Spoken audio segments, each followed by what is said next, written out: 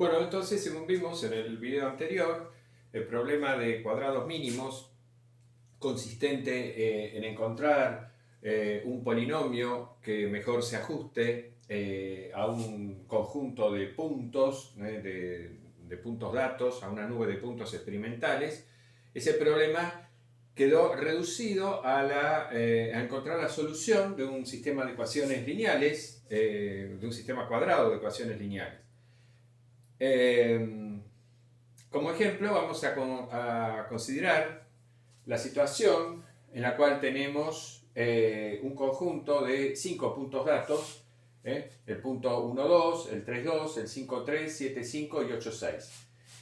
Y queremos encontrar un polinomio de primer grado que se ajuste lo mejor posible en el sentido de los cuadrados mínimos a ese conjunto de datos. Es decir, lo que queremos hallar es la recta b igual a x1 más x2 por t, que mejor se ajusta por cuadrados mínimos a los datos de esta tabla, tal como dice el enunciado.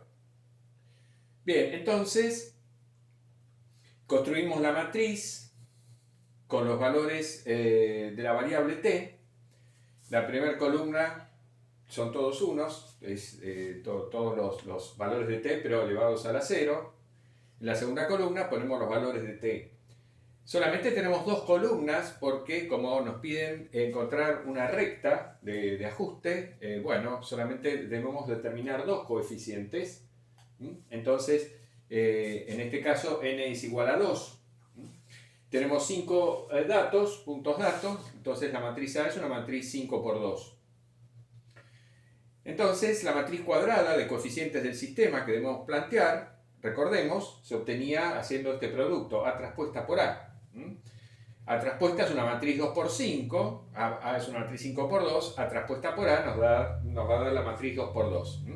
Siempre A traspuesta por A es una matriz simétrica, como observamos acá, porque bueno, al transponer esta matriz obtenemos la misma matriz. Entonces, A traspuesta por A siempre va a ser una matriz simétrica. Y para colocar en el segundo miembro de las ecuaciones necesitamos hacer este producto A traspuesta por B, donde B es el vector columna formado por los valores de la variable B, 2, 2, 3, 5, 6. 2, 2, 3, 5, 6. Bueno, al transponer la matriz y efectuar este producto, obtenemos este vector columna. Con lo cual, los coeficientes x1 y x2 que mejor se ajustan o que mejor ajustan a la recta, digamos a la nube de puntos, son la solución única de este sistema de ecuaciones. Al resolver este sistema encontramos que x1 es 30 sobre 41 y x2 49 sobre 82. Con lo cual la recta que mejor ajusta a esta nube de puntos es la que tenemos acá. B igual a 30 sobre 41 más 49 sobre 82 por t. Está la pendiente y la ordenada al origen. Bueno, acá en este dibujo ilustramos la situación aproximadamente, ¿no? Estos son los puntos, los 5 puntos datos que tenemos, los sacamos de acá, y esta es aproximadamente la gráfica de esta recta. Sería la recta que mejor se ajusta a esos datos en el sentido de los cuadrados mínimos. Por supuesto que si hubiéramos querido, podríamos haber buscado una parábola que se ajuste a esos mismos datos en el sentido de los cuadrados mínimos. O sea, con la misma tabla, en lugar de hallar este polinomio de primer grado, podríamos haber buscado el polinomio b igual a x1 más x2 por t más x3 por t al cuadrado, que mejor se ajusta a este conjunto de datos. Hubiéramos tenido que trabajar más porque la matriz A, en vez de ser una matriz 5 por 2, hubiera sido una matriz 5 por 3. La tercera columna hubieran sido los valores de t elevados al cuadrado. Hubiéramos tenido 1, 9, 25, 49, 64.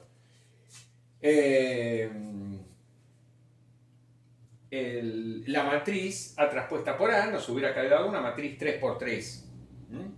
Y A traspuesta por B nos hubiera quedado un vector columna 3 por 2. Hubiéramos tenido entonces un sistema cuadrado 3 por 3 con 3 incógnitas x1, x2, x3 que hubiera tenido solución única. Y entonces hubiéramos obtenido una parábola que tal vez hubiera tenido una forma más o menos así, ¿no? Ajustándose a esos puntos, Eh, la decisión entre cuál de las dos situaciones representa mejor a la realidad en base a estos datos experimentales podríamos haberla tomado comparando la suma de desvíos cuadráticos en el caso de la recta y la suma de desvíos cuadráticos en el caso de la parábola. Entonces uno diría, bueno, en el caso donde la suma de desvíos cuadráticos es menor, quizás representa mejor digamos, nos permite optar por la recta o por la parábola, ¿no? Según el que sea menor. Por supuesto que acá estamos haciendo un ejemplo didáctico. En la realidad, el conjunto de datos experimentales va a ser un conjunto grande, de 100 datos, 150 datos, y uno no va a resolver el problema a mano, ¿no? Ciertamente.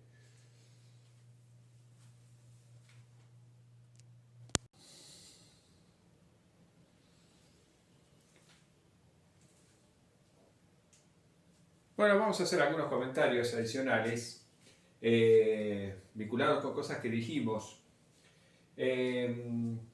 Si A es una matriz real M por N, entonces el espacio nulo de A transpuesta por A es igual al espacio nulo de la matriz A. Cualquiera sea la matriz A rectangular, el espacio nulo de A transpuesta por A es igual al espacio nulo de la matriz A. Eso es el contenido del primer inciso del ejercicio 19 del práctico 3.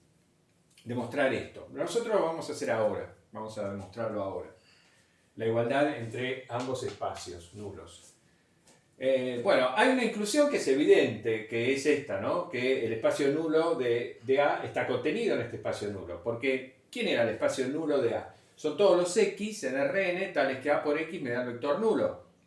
¿De acuerdo? Pero entonces, si un X está en este espacio nulo, A por X me da el vector nulo, por lo tanto A transpuesta por A por X también me va a dar el vector nulo. Entonces ese X también está en este espacio. Entonces esta inclusión es evidente. Recíprocamente, supongamos que tomamos un vector X en el espacio nulo de esta matriz, A transpuesta por A, que es una matriz cuadrada N por N, ¿no es cierto? Bien, entonces por definición de espacio nulo, A transpuesta por A por X me da el vector nulo. Ahora, por otro lado, digamos, el cuadrado de la norma de A por X es igual al producto de, el traspuesto de A por X, ¿no? Porque ese producto interno usual que estamos considerando en RM, en este caso. Bien, pero como la traspuesta de un producto es igual al producto de las traspuestas en orden permutado, esto que tenemos acá es lo mismo que X traspuesto por A por X. Pero como X está en el espacio nulo de A traspuesta por A y pasa esto, entonces esto que tenemos acá es el vector nulo. Por lo tanto, este producto nos da 0, nos da el número 0. Porque estamos multiplicando un vector fila por un vector columna, es una matriz 1 por 1, es decir, es un número real, es 0. Entonces, la norma de A por X me da 0. Eso significa que A por X es el vector nulo, no puede ser otra cosa más que el vector nulo. Con lo cual, X está también en el espacio nulo de A. Es decir, tomamos un vector X en el espacio nulo de A transpuesta por A y concluimos que ese vector X debe estar también en el espacio nulo de la matriz A. Entonces, vale esta inclusión. Entonces, de esta inclusión, que es evidente, y de esta otra, obtenemos la igualdad entre ambos espacios.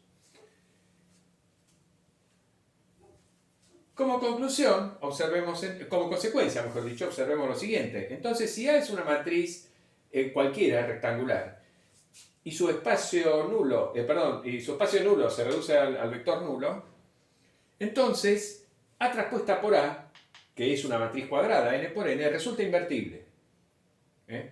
¿Por qué resulta invertible? Bueno, porque probamos en el punto 1, el espacio nulo de A transpuesta por A se reduce al vector nulo, porque es igual al espacio nulo de la matriz A. Pero A transpuesta por A es una matriz N por N. Si yo tengo una matriz cuadrada con espacio, cuyo espacio nulo es el vector nulo, es el subespacio nulo, entonces esa matriz necesariamente es invertible. Porque el operador asociado a esa matriz tiene núcleo 0. Y es un operador que va de Rn a Rn. Con núcleo 0 el operador es invertible. Si el operador es invertible, su matriz es invertible. Bien, este hecho nos permite demostrar que la matriz que armamos en el problema de cuadrados mínimos esa que tiene la primera columna todos iguales a 1, después la segunda columna T1, T2, T sub m, etc. Y después las potencias de T, esa matriz M por N que armamos para resolver el problema de cuadrados mínimos, esa matriz, digamos, tiene espacio nulo reducido al vector 0 cuando el número de valores diferentes de la variable t supera a n o es mayor o igual a n.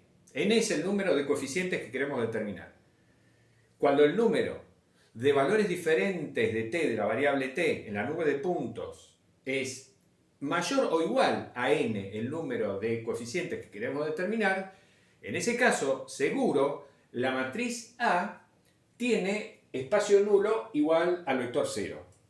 Y por lo tanto, A transpuesta por A resulta invertible y por lo tanto, el problema de cuadrados mínimos tiene solución única.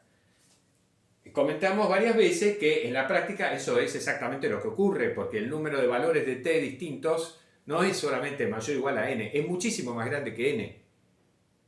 Es muchísimo más grande el número de datos experimentales que la cantidad de coeficientes que queremos determinar y por lo tanto eso se cumple automáticamente. Pero de todas maneras, como hecho matemático, digamos, uno lo puede demostrar y alcanza con que ese m sea, que el número de valores diferentes de t sea mayor o igual a n para que se cumpla esa unicidad.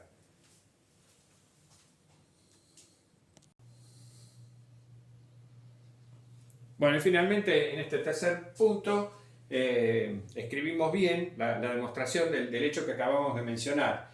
Consideramos la matriz A que construimos para resolver el problema de cuadrados mínimos cuando tenemos m datos experimentales y queremos determinar n coeficientes, x1 hasta xn, entonces la matriz que armábamos era una matriz real m por n.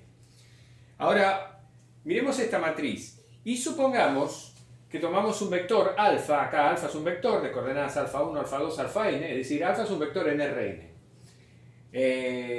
Podemos entonces multiplicar la matriz A por el vector alfa, ¿no? Acá lo pensamos como vector columna. Bueno, ¿qué pasa cuando efectuamos este producto? Estamos multiplicando esta matriz por este vector puesto como columna. Bueno, estas son las coordenadas del vector columna A por alfa, que va a ser un vector que va a estar en Rm por 1, tiene m coordenadas, porque A es una matriz m por n. Bien, la primera coordenada es esta sumatoria de j igual a 1 hasta n de alfa j por t sub 1 a la j menos 1. Esta es la primera fila por estos vectores, bueno, la segunda fila, etc. La última coordenada es esta fila por este vector pensado como vector columna, obtenemos eso. Bueno, muy bien. Ahora, supongamos que el vector alfa, este vector alfa está en el espacio nulo de la matriz A. Eso significa, por definición de espacio nulo, que A por alfa me da el vector nulo de Rm. Pero eso significa que todas estas coordenadas valen 0. Entonces, esta sumatoria de j igual a 1 hasta n alfa j por t sub i a la j menos 1 me tiene que dar 0 para todo i, para i entre 1 y m. Todas me dan 0. Entonces, esto va a ser igual a 0 para i entre 1 y m.